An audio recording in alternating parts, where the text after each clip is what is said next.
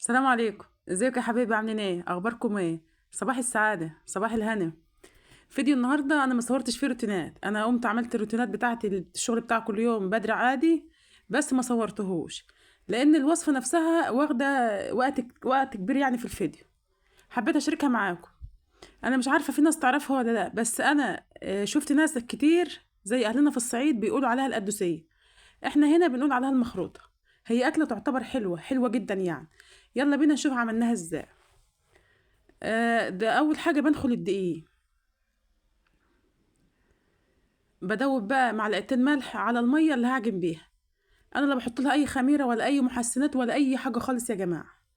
ميه وخميره وملح وبس. وبعجنها كويس.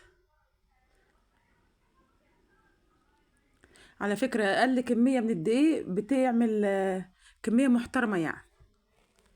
هي حلوه ما شاء الله، وانت عارفه ممكن تعملها لاولادك وتغنيهم عن المنتج اللي احنا كلنا عارفينه والدكاتره والدنيا كلها بتحذر منه. هنشوفها مع بعض وهنشوف عملناها مع بعض ازاي. وهتعرفي انا اقصد ايه بالمنتج اللي الدكاتره بتحذر منه. يعني لو عملتها لاولادك مش هتخليكي تبص ان انت يشتروها من بره تاني. كفايه بس ان انت ضامنه ان هي انت عاملاها على ايدك.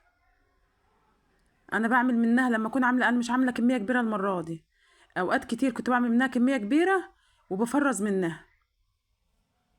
وبتحط لهم عليها البهارات اللي انت حباها وقدام عينك هتاكلهم اكل صحي. بعد ما عجنتها كويس هبدا بقى اكورها.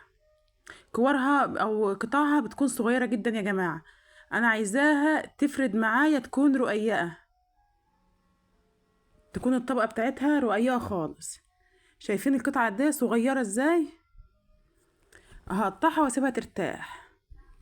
على ما ترتاح بقى هدي ايه اللحمه بتاعتنا سلقه حلوه كده.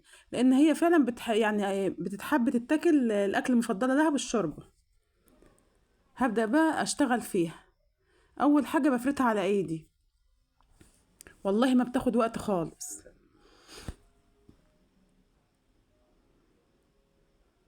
انا قسمتهم على مرتين. فردتهم فردة صغيرة الأول نص الكمية.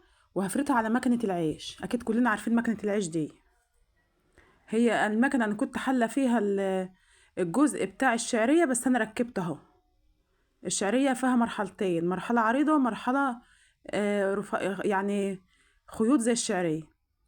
بعد ما فردتها طبقات رقيقة هنشرها على ملاية نظيفة واسيبها شوية. هسيبها قد مثلا 10 دقايق او ربع ساعة. على حسب ما تنشف مني، بس تتشمع مني حاجة بسيطة. ما تنشفش خالص، لو نشفت مني هتتكسر. وانا مش عايزاها تتكسر مني. انا عايزاها تنزل خيوط سليمة. زي ما هوريكي كده.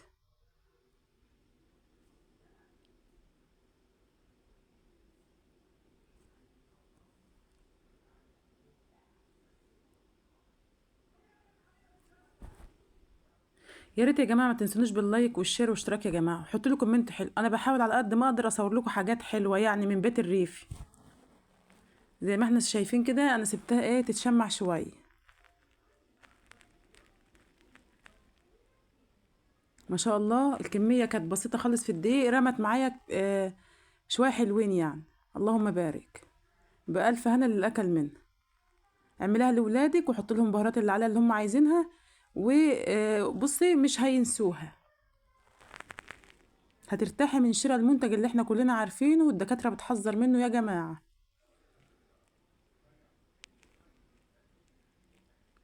شايفين نازلة خيوط ازاي؟ انا هبدأ اشتغل فيها بقى بالجزء بتاع الشعرية. لو انت حابة تعملي الجزء العريض شوية ده براحتك.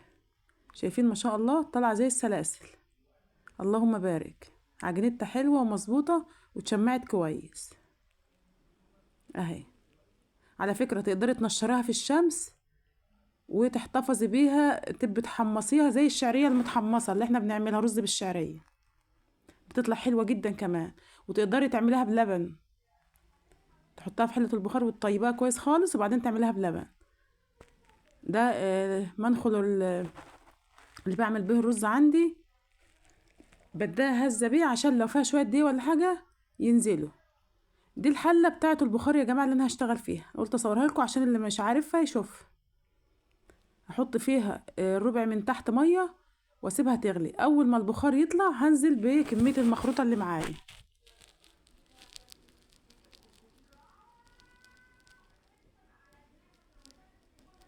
شايفين البخار ما شاء الله.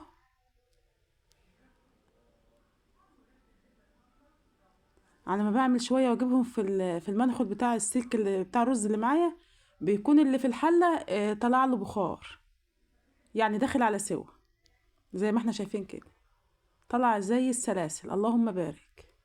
كانت ناجحه جدا ما شاء الله. هي اصلا ما بتاخدش وقت خالص. يعني في ناس بتكسل تعملها، بتقول ايه ده بتاخد وقت كتير، لا خالص.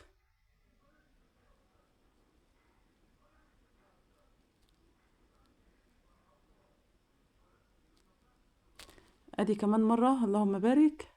لو وصلت معايا لحد هنا ما تنسناش باللايك والشير والاشتراك يا جماعه، واكتبي لي كومنت حلو. ربنا يكبر بخواطركم يا رب، اللهم امين. شايفين الدقيق اللي نزل منها؟ هعمل كل الكميه بنفس الطريقه دي.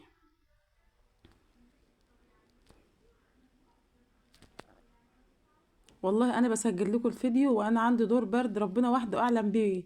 ربنا يشفي كل مريض يا رب ويشفيكم.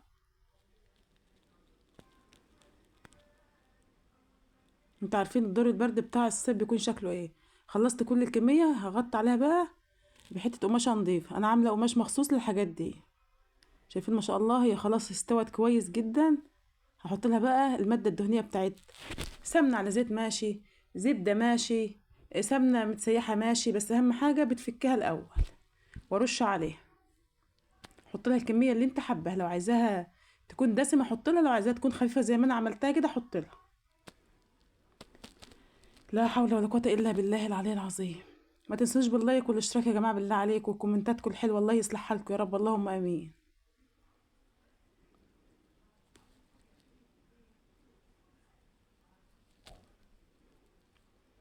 شايفين نازله زي السلاسل، اللهم بارك. تتدرس والله.